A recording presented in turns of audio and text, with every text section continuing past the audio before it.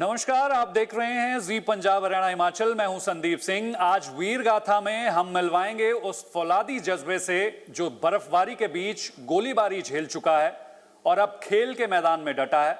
नायक संजय कुमार शर्मा, भारतीय सेना का वो वीर सपूत जो कश्मीर की ऊंची चोटियों पर एक ऑपरेशन के दौरान घायल हो गया। गोलीबारी चल रही थी, बर्फ गिर रही थी और अचानक वो पहाड़ी ढलान से फिसलकर गहरी खाई में जा गिरा। चोट ने शरीर को तो तोड़ दिया, लेकिन हौसले को नहीं। अपने पांव पर चलकर वो पहुंचे सेना के अस्पताल। आज वो व्हील चेयर पर हैं, लेकिन जज्बे के साथ मैदान में डटे हुए हैं और जीत की तरफ हर रोज एक कदम बढ़ा रहे हैं। ये है वीर गाथा, जज्बे से जीत तक, एपिसोड 6 की।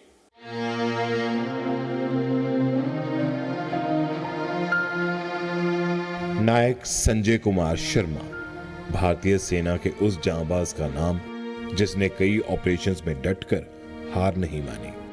कश्मीर की ऊंचाइयों पर जहां बर्फ की सफेदी में मौत छिपी होती है, वहां संजय अपने साथियों के साथ मोर्चे पर डटे हुए थे।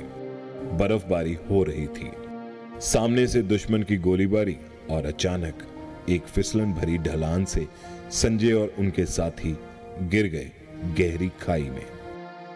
इस हादसे ने उनकी जिंदगी को हमेशा के लिए बदल दिया। शरीर अब लड़खड़ाता है, व्हीलचेयर उनका साथी बन चुकी है, लेकिन हिम्मत वो पहले से कहीं ज्यादा मजबूत हो चुकी है। अब वो बंदूक नहीं, खेल के मैदान से देश के लिए लड़ रहे हैं। खेल का मैदान ही उनका नया मोर्चा है और वहां भी उनका निशाना है सिर्फ जीत। नायक संजय कुमार शर्मा एक सच्चा योद्धा जो सरहद से लेकर मैदान तक हर जगह देश का सिर ऊंचा कर रहा है। आपका नाम क्या है, आप कहां से हो और कौन सी रेजिमेंट में आपने ज्वाइन किया था? मेरा नाम है नायक संजय कुमार शर्मा। मैं 234 आर्मर्ड इंजीनियर रेजिमेंट से बिलोंग करता हूं और मेरा जो रेजिडेंस है उत्तर प्रदेश नोएडा में। तो आर्मर्ड में तो आप कितने टाइम तक आपने सर्विसेज की और सर्विस करने के दौरान ये हादसा कैसे हुआ? मैंने सर्विस 17 साल के करीब, 17-18 साल के करीब समथिंग मैंने सर्विस की जी। कुछ ज़िंदगी के कुछ ऐसे पल होते हैं जो ज़िंदगी भर याद रह जाते हैं। तो सर मैं ऐसे ही एक 3RR में पोस्टिंग था जी। तो वहाँ कंपनी मूव कर रही थी। तो जैसे कंपनी मूव कर रही थी तो वहाँ मतलब जैसे एक जगह से दूसरी जगह कंपनी जब मूव करती है तो जो पुराने बंदे होते हैं, तो मेरे को वहाँ 28 महीने हो गया था। तो 28 महीने हो गया था तो बोला कि यार शर्मा क्वार्टी में रहा है तू और शिव क्वार्टी में पहले रहा है, तेरे को इस क्षेत्र की पूरी जानकारी है, तो आप यहाँ रुकोगे। तो मेरे कंपनी कमांडर ने आदेश दिया कि आप इधर रुकोगे। और मेरी कंपनी जो थी दूसरी जगह वहाँ पर हाई ग्राउंड था उधर, तो वहाँ जहाँ हादसा हुआ ना पहलगाम, वहाँ के उसके नज़दीक एस मुकाम गाँव है जी। यस। तो एस मुकाम में मेरी कंपनी उठ करके सल्लर चली गई थी। तो सल्लर गई तो उन्होंने बोला मेरे को, बोला आप इधर रहोगे। मैं ठीक है सर। तो अब वहाँ 10-12 फुट बर्फ़ भी पड़ी थी उस दिन। तो ऑपरेशन जैसे मिलिटेंट होते हैं तो सर्दी अब पड़ती है तो नीचे आ जाते हैं। तो वहाँ मतलब खाने पीने के ऊपर उनको कुछ मिलता नहीं तो नीचे आते हैं। तो हमारा ऑपरेशन चल रहा था। ऑपरेशन मतलब हमको जैसे 2 दिन हमने ऑपरेशन करके आए थे और ऑपरेशन ख़त्म हुआ दिन में 11 बजे तीसरे दिन। तभी हम जैसे ऑपरेशन करके वहाँ 3 मिलिटेंट भी मरे थे, एक तांत्रे मनोहर और एक बंदा और था जिसका मेरा नाम भी शायद दिमाग से उतर रहा है जी। तो वहाँ वो मिलिटेंट ख़त्म हुआ। ऑपरेशन ख़त्म करके जैसे ही हम लोकेशन में पहुँचे एस मुकाम में, वहाँ बेलनाग पड़ता है। बेलनाग में फिर दोबारा वहाँ मैसेज आया हमारे को साइड पर कि भाई वहाँ ऐसे हलचल है। तो हमने फिर जा कर के हमारी क्वार्टी ली और जो हमारा मेयर साहब था, बैंकेट साहब, वो हम क्वार्टी लेकर एक छोटी सी पहाड़ी थी, पहाड़ी के ऊपर जा रहे हैं। मौसम कैसा था? मौसम बर्फ़ पड़ रही थी, बताओ 3 दिन से बर्फ़ पड़े थे। और बर्फ़ में ऐसा होता है न तो आदमी बैठ सकता है और न मतलब है का मतलब कहीं वो विश्राम कर सकता है। तो बर्फ़ जैसे चलते चलते वहाँ पहाड़ी के ऊपर गए, वहाँ उनके हाइडआउट होते हैं।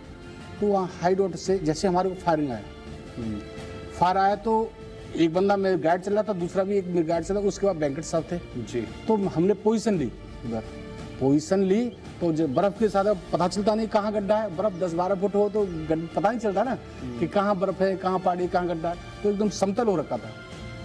तो मैं बर्फ से जैसे हम पोजीशन ली तो जैसे मेजर साहब इधर आ रहे थे तो गाड़ी वहाँ पेड़ था, उन्होंने वहाँ पेड़ के पीछे हमारे पीछे थोड़ा तो पेड़ के बगल में उन्होंने पोजीशन ली, पेड़ पा करके फायर लगा उन्हें गोली मैं, और हमने है पोजीशन ले नीचे। तो मैं पोजीशन लेते एक उधर गिर गया पहाड़ी ऐसे होती है ना। जी जी जी। तो पहाड़ी से इधर मतलब मैं स्लाइड होकर के नीचे कम से कम 150 फुट रहा, 200 फुट को पता नहीं। तो हम एलिमेशन जो वगैरह जो रखते हैं हथियार, तो फायरिंग हमने भी की। तो लेकिन हम पहाड़ी से नीचे स्लाइड करते हुए नीचे लगा, वो उधर दूसरा बंदा उधर चले गया, उसको ज़्यादा चोट आई थी, लेकिन मेरे को चोट कम लगी थी। तो यहाँ मेरे खून निकला था यहाँ नस, तो वहाँ मतलब जो एलिमेशन होता है राउंड वगैरह, राउंड के अंदर एक मैगजीन होती है, उसके अंदर हम राउंड भरते हैं जो राइफल में लगती है AK-47 के अंदर जी। तो वो मेरे कमर पे कुछ यहाँ पोचों में रखते हैं, पोच होता है, और एक हमारे ब्लड प्रूफ जैकेट होती है यहाँ। तो वहाँ उस साइड में जो जेब होती है उसकी 2 मैगजीन हम यहाँ रख देते हैं। तो जरूरत पड़ती क्वाटी के अंदर हम पीछे भी रख लेते हैं मैगजीन। पहाड़ी से आप गिरे तो उस दौरान आपको ये चोट लगी? यस, वहाँ पे हमको ये चोट लगी। तो चोट लगने के बाद आपका शरीर काम कर रहा था उस वक्त? शरीर वहाँ थोड़ा काम कर रहा था। फिर मैं जैसे तो आप चल के आप पहुँचे वापस? हाँ, मैं आज जो हॉस्पिटल पहुँचा तो वहाँ मैं चल कर गया। फिर मेरा दर्द हुआ। फिर हॉस्पिटल में कैसे पता चला कि अब जो है पैराप्लेजिक वाली स्टेज आ गई है?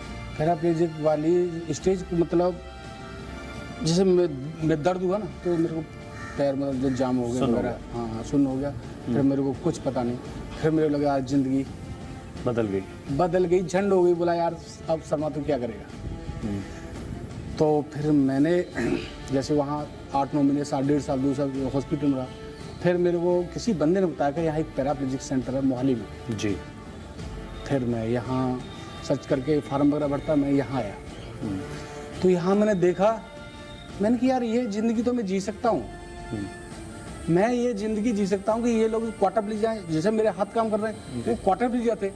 बोला ये यार मतलब बढ़िया तरीके से मतलब रह रहे हैं तो मैं भी यहाँ रह सकता हूँ जहाँ। फिर मैंने देखा, फिर मैंने यहाँ करके बहुत मोटिवेट हुआ। सही बता रहा हूँ। परिवार में कौन कौन है? परिवार में मेरा एक लड़का है जो अभी MCA कर रहा है, एक लड़की है पंजाब यूनिवर्सिटी है BSc कर रही है। जब घर वालों को पता चला कि अब आप पैराप्लेजिक हो चुके हैं तो क्या दौर था वो, और इस अंधकार वाले दौर से बाहर निकलने के लिए इस PRC में आने के बाद चीज़ें बदली कैसे?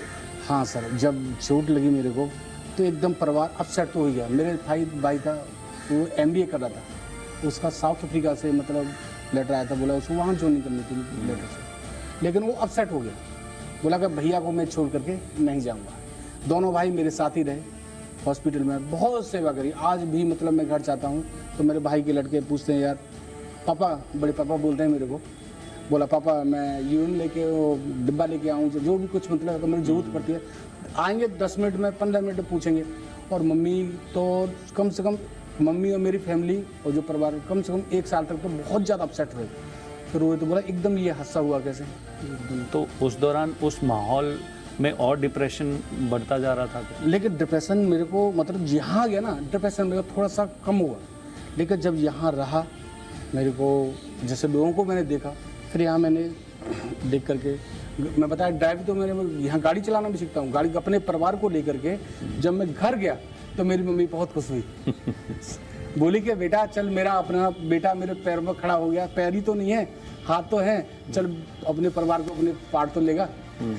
उसके बाद सत्यार ट्रेजरी में जो हमारे बास्केटबॉल है, जितना मेरे को, मैं स्पोर्ट्समैन में पहले से हूँ, शुरू से ही स्पोर्ट्समैन हूँ। क्या खेलते थे आप? मैं वहाँ हैंडबॉल डिप तक खेला हूँ, तो उसके बाद एथलेट की भी खेला हूँ। सर्विसेज से आर्मर से खेलते थे? नहीं इंजीनियर था मैं। अच्छा। इंजीनियर ग्रुप से। अच्छा डिप एथलेट की भी खेला हूँ, हैंडबॉल भी खेला हूँ, बास्केटबॉल रेजिमेंट डिप मतलब जहाँ था वहाँ भी खेला हूँ बास्केटबॉल, तीनों टोल। तो फिर यहाँ आया मैं, तो यहाँ सर मैंने जितना मेरे अंदर जो ज्ञान था, वहाँ रेफरी भी मतलब जैसे वहाँ रेजिमेंट में क्या होता है, एक बंदे को रेफरी बनाते हैं तो मतलब रेफरी भी करता हूँ। तो मैंने यहाँ करके जितना मेरे अंदर ज्ञान था मैंने लोगों को बताया। और पिछली बार 2016 से हमारी मतलब नेशनल टीम खेल रही है 8वीं बार, गोल्ड लेके आई मेरे को और साहब को, मतलब इतना खुश हुए ना, सही बता रहा हूँ, हमारी मतलब उसको बयान नहीं कर सकते। उसके बाद कुछ मतलब हमारे साहब हैं, अगर हमको रात को भी 10 बजे कोई भी परेशानी हो जाए, साहब बोलेंगे सीधे क्वार्टर में आएंगे। किस चीज़ में बोला नहीं कि शर्मा क्या बात है, मेरा लड़का पीछे बीमार हुआ, साहब रात को सोए नहीं, बंदे डिटेल किए, रात भर गाड़ी घूमती रही, उसको डेंगू हो गया था। तो सर इतना, और साहब से भी ज़्यादा सपोर्ट करते हैं मैडम, साहब की जो वाइफ हैं, वो इतना सपोर्ट करती है हमारे को, घर में आकर के, हमारी फैमिलियों के बीच आकर के सब। घर में ज़्यादा अच्छा लगता है या यहाँ ज़्यादा? या सर यहाँ तो हमारे लिए स्वर्ग है, सच में ही हमारे लिए स्वर्ग है।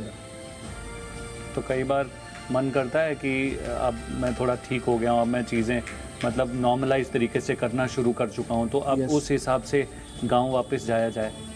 सर गांव तो मतलब ये कि हाँ, वहाँ न तो हमारे मेडिकल सुविधा मिलेगी, न ऐसा माहौल मिलेगा। यहाँ क्या हमारे लोग सभी व्हील चेयर पे हैं, जो 30-32 लोग हैं वो सब व्हील चेयर पे हैं। तो हमारा जैसे अब यहाँ बैठे कहीं फिर तो भी करता, अब फिर मैं सर योगा गुरु जी, यहाँ रामदेव बाबा के जो वो आए थे चेले, उन्होंने मुझे योगा सिखाया। मैं यहाँ सुबह मॉर्निंग में 7 से 8 योगा भी कराता हूँ। योगा कराते हैं। यस। तो बीच में तो भारत और पाकिस्तान के साथ युद्ध की स्थिति बन गई थी, जम्मू कश्मीर पहलगाम में जो स्थिति हुई, Yes, हाँ। उस टाइम क्या मन में चल रहा था कि वापस से अगर अपनी रेजिमेंट चला जाता तो फिर से वही एग्रेशन? सर एग्रेशन वाली जो भावना है, वो जो ड्यूटी होते तब एग्रेशन वाली, अब तो सर समतल जो दिखता है वही। तो अब आगे क्या? अब पीआरसी में अब कहीं ना कहीं परिवार भी सेटल है, आप भी Yes. अपनी दिनचर्या सेटल कर यस चुके हैं, यस यस। आगे का गोल क्या है? आगे का मकसद ये है सर, मेरे बच्चे सेट हो जाएंगे, फिर प्लानिंग करेंगे, हो सकता है घर में चले जाएं। खुशी होती है कि आप सर सैनिक मेरे हैं? को बहुत खुशी होती है सर। सैनिक हैं, प्राउड होता है। बहुत ज़्यादा प्राउड है। चलिए, आपसे बात करके बहुत अच्छा लगा। National thank you. Thank you, sir. जय हिंद।